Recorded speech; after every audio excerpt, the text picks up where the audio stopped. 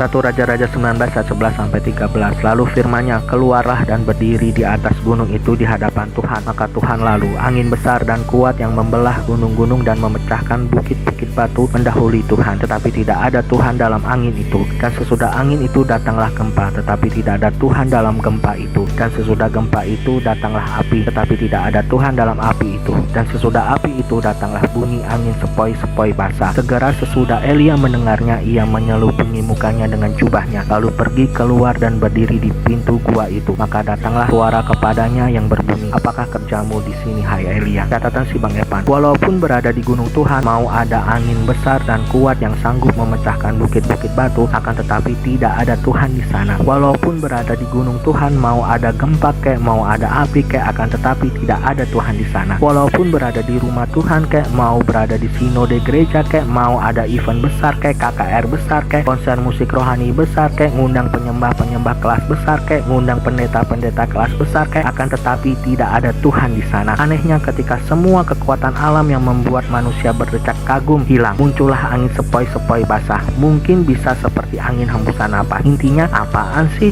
Nggak begitu juga kali Tuhan, receh banget sih lo datang, ternyata Tuhan ada loh di sana. Dan Elia bisa tahu dan kenal jika Tuhan ada di sana. Juga bisa mendengarkan suara Tuhan dengan jelas. Loh, apakah Tuhan Allah bisa juga ada di peristiwa-peristiwa yang membuat decak kagum manusia? Ya pasti bisa. Loh, apakah Tuhan Allah bisa juga ada di peristiwa-peristiwa yang receh di mana manusia pun bisa menyepelekan peristiwa tersebut? Ya pasti bisa. Kuncinya bukan di sebuah peristiwa-peristiwanya, bukan di sebuah kegiatan-kegiatan gereja yang besar. Bukan kita adalah pendeta besar, kita penyembah besar, kita tim pelayanan besar di mana pasti Tuhan ada. Loh, gempa bumi, api, angin besar dan kekuatan padahal ada di gunung Tuhan, di mana pasti Tuhan ada di sana. Kenyataannya Tuhan nggak ada di sana. Jangan sok-sokan ngeklaim Tuhan pasti ada deh.